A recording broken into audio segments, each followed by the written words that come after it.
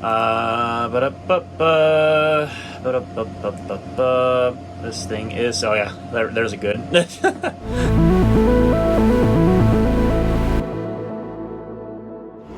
So in a previous video, I discussed this Dell PowerEdge T140 server briefly, as to mentioning that I got it, and it's a Celeron G4900 with 8 gigs of RAM. Nothing really remarkable, it's just a newer server with a newer socket, and it's, well, got a little bit better feature set, I would suppose, for an entry-level server such as this. So for a little bit of backstory for those new to viewing this video on my channel, or actually, I'm going to lie real quick. Let's not get into this real quick. I want to preface this video a little bit with my old server, which is sitting down there. It's a little messy, so forgive me. It's just how it is right now. So, this is my current server, a Dell PowerEdge T110-2. I got this back in 2020, and I built this up to be a Windows Server 2019 Essential server. For use is basically just a file server, and it also turned into it allowed me to use Windows deployment services. I didn't care about the virtualization aspects of the operating system, so I ran Essentials, and that's more than enough for what I'm going to use this system for anyway. I don't have a domain. I don't need a domain because it's a home server basically.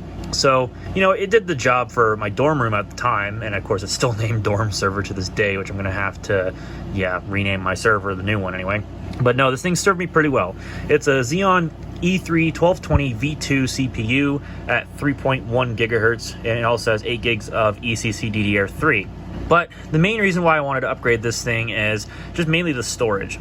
Now, I could theoretically probably put these new hard drives in there, and, well, also theoretically this SSD as well.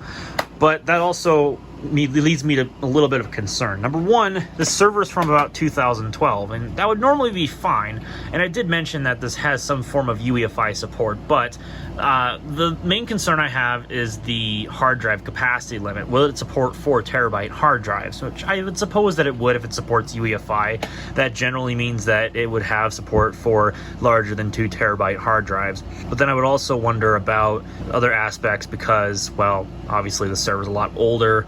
It doesn't have secure boot support, although that's not really an issue, but it would be nice to have, and so on and so forth. So ultimately this thing is pretty old. Like I said, it is from 2012. There is no USB 3. There's only 1 gigabit per second NIC, so that kind of hurts the performance of the server.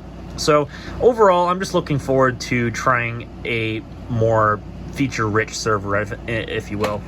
And while I'm missing the optical drive, I barely used it on that one anyway, so that's not really a big loss. So I figure we can perform a migration to this Dell PowerEdge T140 today. Now I'm going to see if I can try to transfer over my Windows Server 2019 Essentials license by just basically not using that thing ever again, wiping the install, and just reusing the product key on this. I don't know if it's going to let me do that, but I'm going to give it a try anyway because it's worth a shot, I suppose.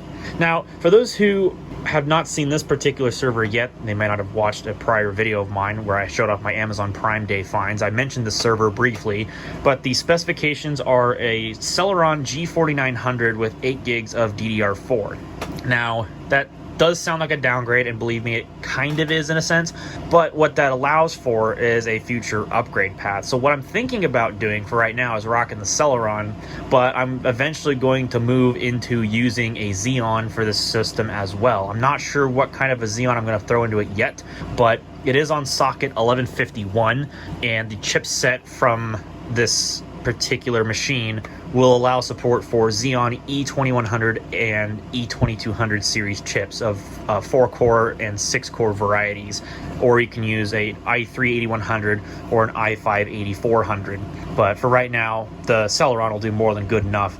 This was originally used as a Linux server, hence why it didn't really have that many resources to begin with, since it was strictly a file server. But Windows Server should definitely put this thing through its paces. But another reason why I was wanting to use this server, as I probably mentioned before, but I'm going to mention it again, this has USB 3, it's got dual gigabit LAN ports, as well as an iDRAC port, which I don't know if I'm going to directly make use of that. It's also got, well, more USB ports as a whole, and It's newer, it's going to have better feature sets with the BIOS, and obviously it's going to have a little bit more throughput performance, especially when I upgrade it to a newer Celeron, or not Celeron, but a newer Xeon CPU. And I'll have DDR4 RAM support, eventually there'll be ECC, and so on and so forth. And currently, with the Celeron, it's going to mean lower power consumption, and I'm also going to be using less spinning hard drives. I'm only going to have these 2 spinning hard drives in there, as well as this SSD. So comparative to the 4 spinning hard drives and the more power consumptuous CPU in that system, it should mean that the energy consumption goes down. Not by a significant amount, but it should definitely go down. So that'll be really nice. Anyways, enough rambling. Let's get to work on this thing. Let's start getting some hard drives put in. Alright, as always, I apologize about the background noise. It's kind of hot in this room as always, so I have to have the air conditioner running. But in any case. So this case, for those who have been paying attention, might look somewhat familiar. This basically uses an older style of Optiplex case with a different front panel on it. And I think it also goes and shares this case with the Precision workstations. They have this slimline optical drive bay up on the top. Not nearly as many hard drive bays, but they obviously have switched out the motherboard for something a little bit different. There's also, unfortunately, at least in this case, I don't see anything, so hopefully I'm not blocking the camera too much with my head here while I'm showing this, but there's no M.2 slot on the motherboard, so you can't use an NVMe or, for that matter, an M.2 SATA SSD. And there is a onboard USB 3 port, so I mean, if in theory your operating system can be loaded off of USB into RAM or something like that, then that would probably be a great way to go about it. But since I'm going to be using Windows Server, I probably won't be able to take advantage of that with very high performance. But it does have what looks to be a full-size X16 PCI Express slot. I think it's actually electrically X16 compatible, but I don't know for sure. Excuse me, I know that Celeron's going to be limited in PCI Express lanes anyway. I think it's only got like 16 or 20 PCI Express lanes at the most. I think on Intel's spec list it says 16, or maybe I could be wrong. I actually don't know. I haven't looked at the Celeron thing, and I'm also probably going to school myself post-editing. But I digress. So we do have 4 hard drive bays, at least in this case, and we definitely have a lot of room for RAM expansion. But this thing should be totally fine for what I'm going to do. So I think we'll just roll with it here. So, alright, let's get all these cables out of the way. And I'm going to make the SSD drive 0, and then the hard drives will be drives 1 and drive 2. So I think that's fairly reasonable.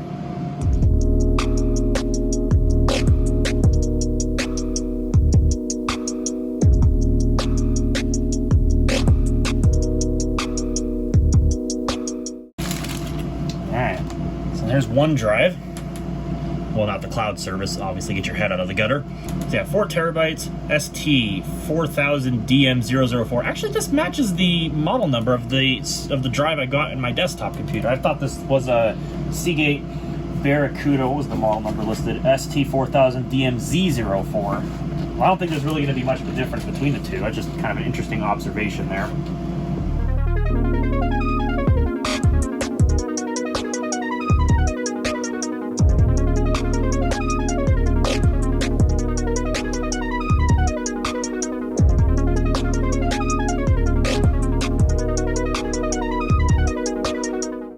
Sweet. So that's basically all of the hardware setup I'm going to have to do as far as inside the server goes. At this point, we can basically just button it back up. Oh, also, by the way, since this is a PowerEdge, it's got some nice documentation on the side panel, as any server usually should. Yeah, just like that. And then as far as the actual setup goes, I'm just going to set up here on this bench, and then I will perform a data migration from the old server to the new one after I get Windows set up and I get a host name and everything configured. So let me go make my Windows Server 2019 USB, and then we will get after it. Alright, while I'm waiting for my USB stick to create itself, I guess let's go ahead and fire this thing up and see if we can get the drives configured here.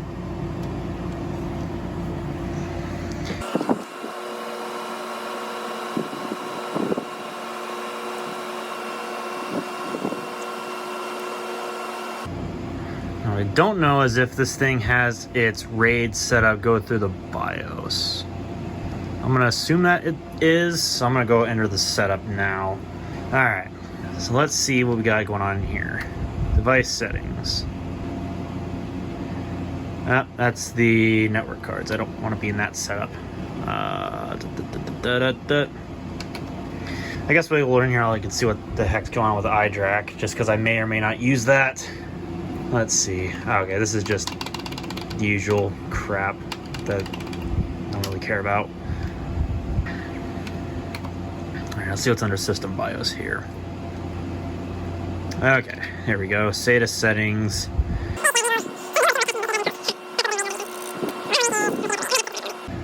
As it turns out, here in the BIOS setup, I was just poking around a little bit, and it turns out that it was not set to RAID mode, it was set to AHCI, which I want to have RAID because I want to RAID the two 4 terabyte hard drives as a mirror, so that way they will be redundant, at least to some degree.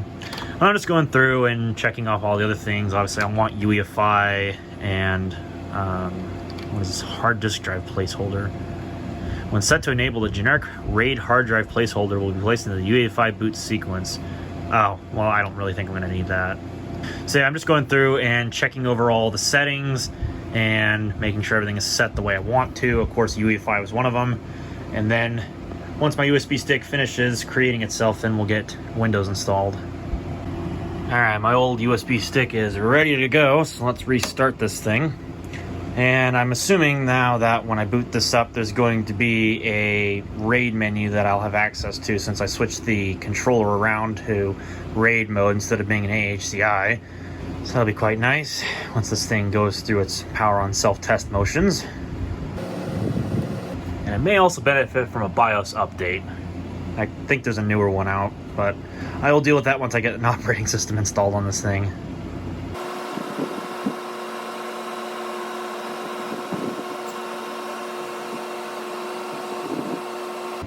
Secure boot policy has been modified since the last time the system was restarted. I mean, obviously I knew that because I enabled UEFI and secure boot, so that makes sense. Oh, and it jumped right to loading Windows. Okay, so, well, I know that the USB stick's loading and it works just fine, but that's not what I wanted. I'm gonna have to go back. I think it's under the lifestyle. I don't remember what the heck that thing was called in the past. I wasn't paying too much attention to it. But I'm gonna have to restart out of the setup and go deal with that. And I also wonder if I'm going to need a RAID driver, because I haven't gotten to that point yet. So I guess I'll look on Dell's support site and I'll see if there's a RAID driver while I wait for this thing to reboot, because I'm gonna have to, well, my mouse is on, but I'm gonna have to reboot this thing. Okay, as it turns out, I just had to go back into the BIOS setup to enable the S140 configuration utility. So that's going to be the RAID controller in this particular server. So controller management, let's just see. Rescan disks, why not? And then after that, then we can get into this. All right, cool. So these two drives are non-RAID. So we're gonna have to convert them to being RAID, since there's obviously no partition map. So I want to convert to RAID capable disk. There's SATA. I want to convert this disk and this disk. And then those drives should be RAID. All right, let's create a virtual disk. And what we want is, wait, select OS. Well, I mean, I don't think we're going to be installing Linux, but whatever. So let's see, select physical disks. I want this and this.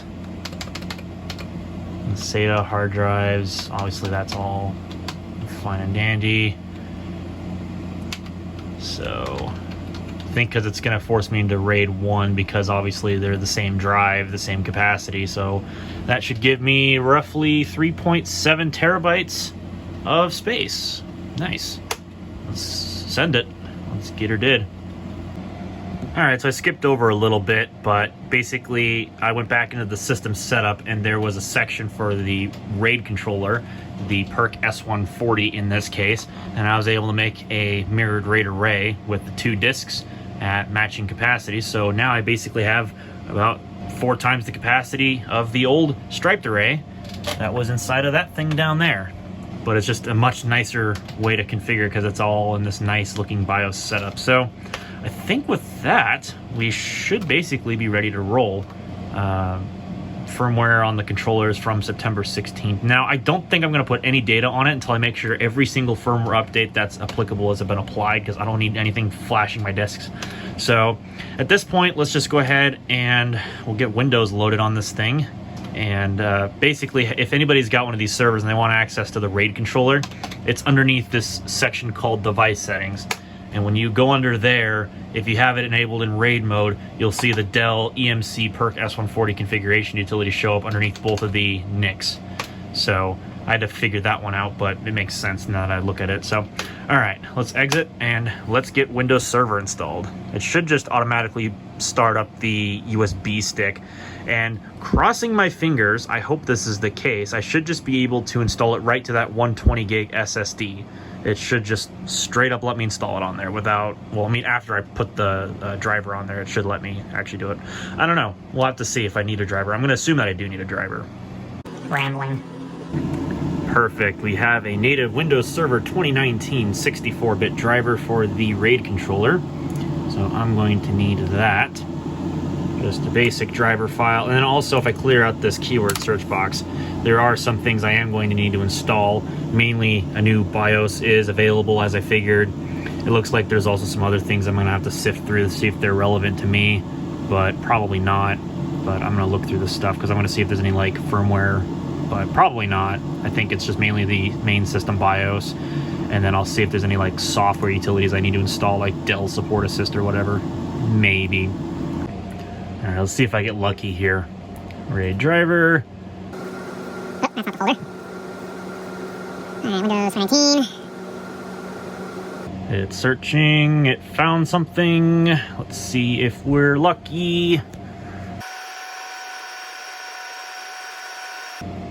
Oh, minty fresh. Let's go. All right. Okay. Okay, for some reason it's showing both drives individually. I don't know what that's about, but I'm only installing the SSD, so that's all I care about right now. I will figure out the RAID drives later. I probably screwed something up, but let's see if we can at least get the OS going. And god dang it, I come back to this thing and it's failing with Windows Boot Manager. Of course it is. It literally rebooted. It did the setup, rebooted again, and now it doesn't want to boot. Thanks. Troubleshooting time. And I haven't even gotten the operating system installed. What is this, a Drago 1 video?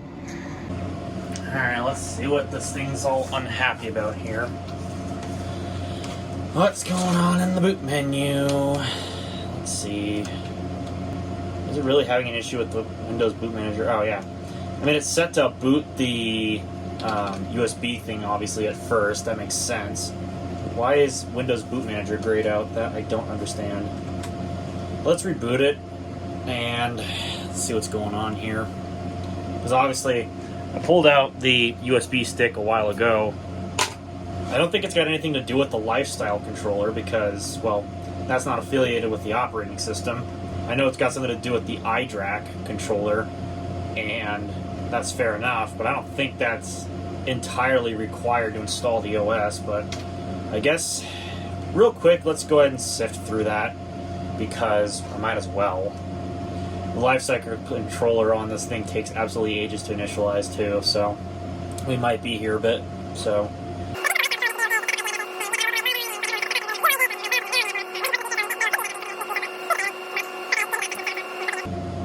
Alright, we got our initial setup wizard. This hasn't ever been set up before, because I think this was, again, installed with Linux, so you know how it goes.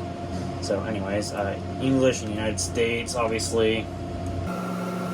Product overview. What is Lifecycle Controller? The Lifecycle Controller provides advanced embedded systems management capabilities, including server deployment, configuration, update, maintenance, and diagnosis.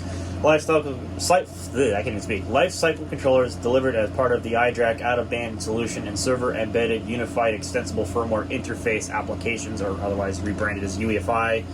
And it just basically goes into the whole dealio bob about why you should enable this, which I guess it's cool. And it's basically the same when you get the OS installed to install Support Assist and the iDRAC service module, which, okay, cool, I guess. I don't really think I'm going to need that, but alright. Okay, so IPv6, I'm going to set that for the moment as static, I guess. IPv6 is going to have no configuration, obviously. Now my network, I currently just have it set to a basic 192.168 style of thing. So, oh my gosh, this thing is really, oh my gosh, that's so slow. Well, I guess I'll give this an IP address for what it's worth. Look at that input lag. Really? This is garbage. Why would input lag like that? That's ridiculous. Anyways, so that should be fine. I don't have IPv6, so I mean, obviously when I click on next, it's going to complain about IPv6 not being configured. Oh, it actually worked this time. All right, cool. Because before I got an error message because I didn't configure the networking. Okay, looks like we have iDRAC stuff, but at the moment it's not configured, so I'm just going to leave it set as DHCP for everything. And then for the credentials to access iDRAC, I don't know if I should enter the advanced settings right now, but I don't think there's going to be anything in there of relevancy to me anyway. No, it doesn't really look like it, so I'm just going to go ahead and click on Finish. If I want to configure that stuff later, I'll probably do that, but I don't think I need it for right now. Sure, I'll set myself a password. Sure. That will be fine. Yeah, this poor lifecycle controller setup is pretty slow, I would say. I clicked on the next one, did I? Yes, I do want to save the configuration because I can probably go back in and change it later. Because right now, I just want to get through this crap, get it dealt with.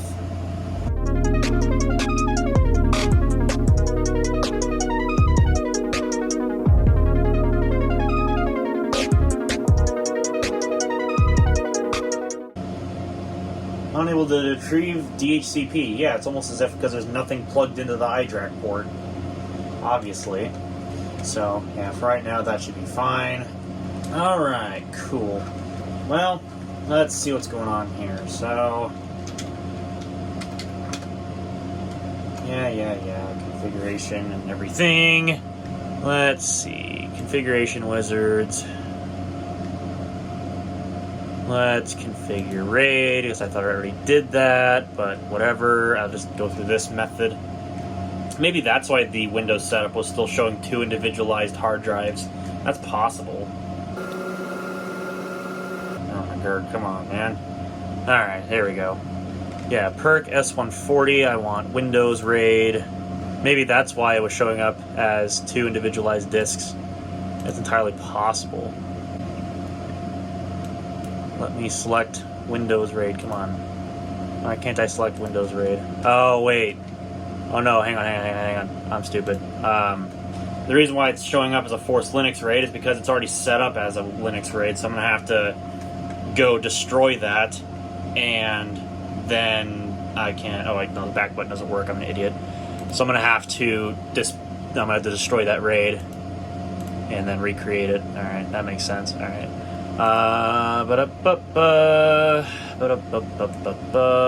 This thing is... Oh yeah, there's a good. Okay. I may have to go back into the main BIOS setup and then disband the RAID, and then I'll have to go back into the stupid lifecycle control and reset it up. I mean, it's nice and all, but number one, it's just super slow, and number two, like, why do we need redundancy? Like, it just should have worked before, but what do I know, right? Anyways, I'll take care of this off camera. It's going to take a while. Alright, finally I got all the RAID stuff dealt with, so it looks like it's configured. So we're going to go into this menu that says OS deployment, and we're going to select Windows Server 2019. It looks like it's actually putting together like a custom driver pack. So what I'm wondering is if it's going to put that stuff onto my installation media because I'm installing from USB, or what it's going to do is just, you know, make a specialized install with I think unattended stuff or whatever. Maybe, I don't actually know, but it says this operation will take less than 5 minutes. Fonk. Alright, unattended or manual? I think I'm gonna go with the manual installation mode. I don't know, maybe that's just me, but here, one quick moment. Let me get you guys on this phone tripod, and then I'll set you up so you can not necessarily watch my shaky hands, even though the quality is gonna be kind of but whatever. So manual install it is. That'll be fine. Obviously, we're using that as the media. Perfect. System reboots to start the operating system installation. After reboot, you may be prompted to press any key, obviously. So I'll be curious to see how this works. It seems like it's relatively straightforward, if I'm honest, but you never know when it comes to these things. I probably don't have a lot of the support of the features or whatever, so you know how it goes. So what's going to be interesting is, am I going to be allowed to use solely that SSD as a boot drive? I guess we'll find out.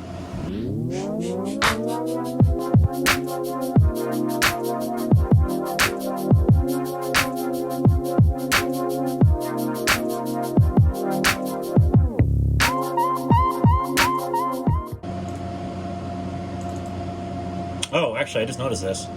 Check this out. There are some drivers inside of here. I have no idea which one's the RAID controller. Of course. Gee, thanks. That's totally going to help me right now.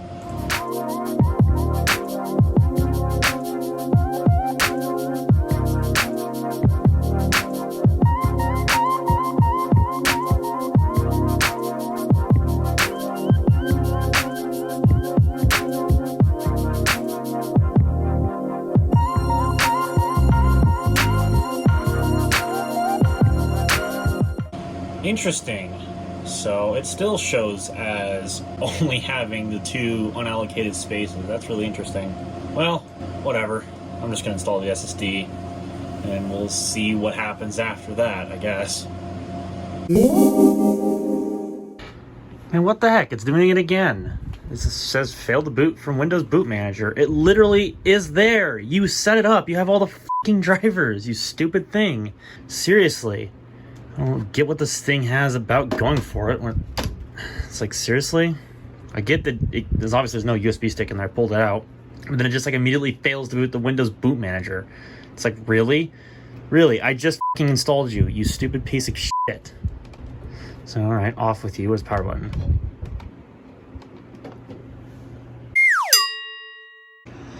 Well, progress is progress. I was trying to mess around with the RAID controller as much as I can to try to get everything going, and no luck.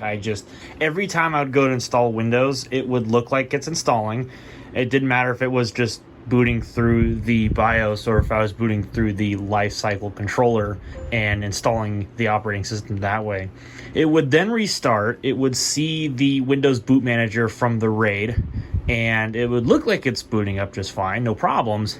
You go to restart, and then it would never boot up again. It would always say that the Windows Boot Manager is unavailable, which was a real annoyance.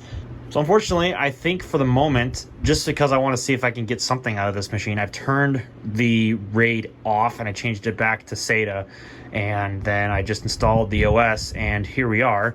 I used the lifecycle controller method to install everything, and unfortunately it looks like I'm having some kind of a graphical corruption. I wonder if that's just because of the display driver. That would know, I guess, because I don't think it's supposed to do that. Alright, well, we're at the desktop now. I switched the LAN connection from the iDRAC over to the NIC, and yeah, we are still having some really bizarre mouse cursor problems. That's really trippy looking.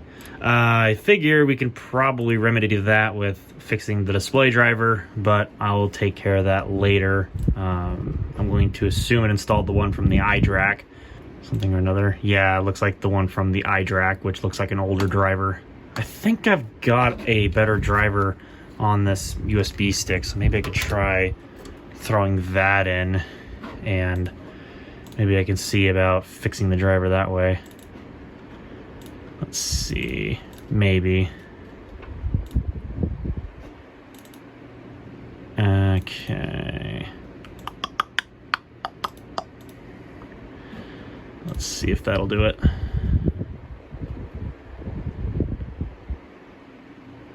No, we still got a broken mouse cursor. That does not surprise me whatsoever. Interesting. I wonder if that's just because of a Windows... Oh, nope. Hang on. Nope, it's still broken. It says it succeeded in installing it.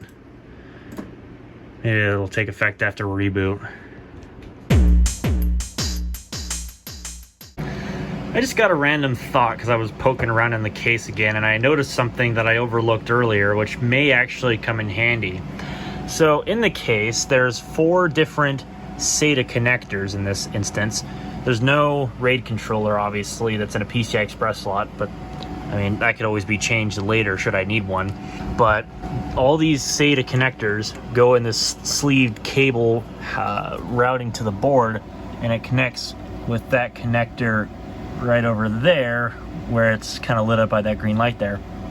But since this machine does not have an optical drive, that curiously leaves an extra SATA connector right there. And as you can see on the motherboard, it's labeled, well, if I move this cable out of the way here, SATA optical drive or hard drive number 4.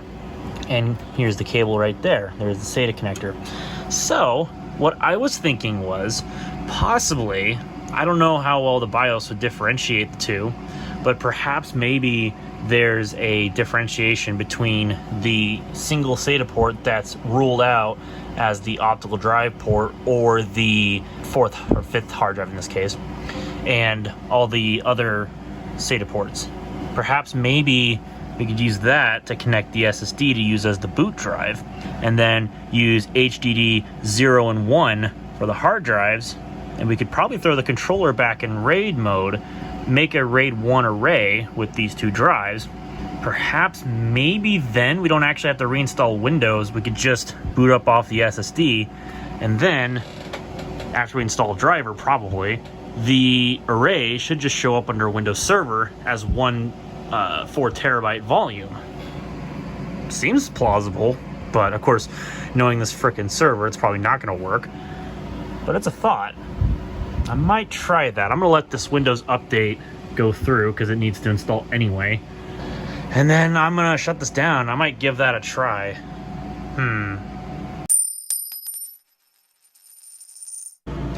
Alright, massive jump forward in time as well as another jump cut, so I apologize. It's been kind of all over the place. I've been mainly trying to work on this video here on the Mac Mini and trying to get this caught up because I had to go through more than 2 hours and 15 minutes of footage. So yeah, you can thank me later for when that video comes out. But I digress in any case. So basically, this server here, you remember when I was talking about the whole SSD being on possibly the same bus as the RAID controller with the other drives? Well, you would know, it's on the previous clip, but it's been several hours for me. Anyways, I digress. So what I did was, off camera, I disconnected the SSD that was connected to slot 0, basically, for the RAID controller. And then there was obviously a SATA cable inside the case for the optical drive. Well, since this doesn't have an optical drive, well, I just reuse that SATA connector for the hard drive, or in this case the SSD. That would be the boot drive. And lo and behold, isolating the hard drives to the RAID controller, ta-da! It now boots up and works just fine. So that's pretty awesome. And what that also means is that if I go under this PC, I now have the SSD as its own boot volume, and I have a proper RAID 1 volume. Finally. Oh my gosh. You would not understand how much of a pain in the butt this was. So another thing too, when I was digging through the lifecycle controller of the server to try to configure the RAID, I noticed that before I would never have the option for a Windows RAID. It would only give me the option for a Linux RAID. So whenever I would boot into the Windows setup, I was not really getting a proper RAID 1 array, even though I set up a RAID 1 array in the RAID controller. So I don't know why that was. It must have just been because the SSD was the outlier drive. That's the only thing I can come down to. And that would make sense because obviously it's not the identical drive, nor was there a second one to go along with it. So, you know, it was, again, an oddball. So at least for now, it should do the trick. I'm not really too concerned about it since, you know, it's working. And in the meantime, I've been trying to back up all the stuff from my old server and migrate it to the new one just over the network, you know, just a complete cut and paste, if you will. but it is just taking ages. I don't know what it is, but something is just hardcore QoSing this server right now, and I can almost guarantee you it is not anything on this network that's trying to pull anything from either this server or the other one. Well, obviously nothing's got access to this one because I just set it up today, but especially this one, I don't have anything that's connected to it other than my main machine and the Mac Mini, so I don't know. It shouldn't really be affecting it, but who's to say, really? I mean, it'll finish eventually. But in any case, I'm just so happy that I got this thing finally working, so that'll be awesome to have quadruple the space comparative to the old server down there.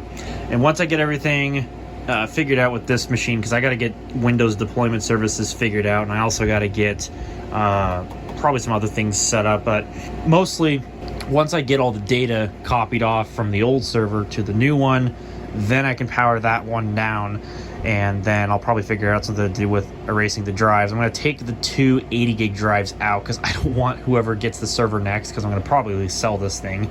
I don't want whoever gets this server next to have crappy, slow 80 gig hard drives. I'm probably just going to repurpose them for the PCs I got from work, actually. I think a couple machines are deserving of those 80 gig drives, and they should still work just fine. I'll have to check their smart data before I rip them out of the server. I'll probably just open up Crystal Disk Info or something, or if that doesn't necessarily work, then I will just obviously check the drives individually with Crystal Disk Info and another PC.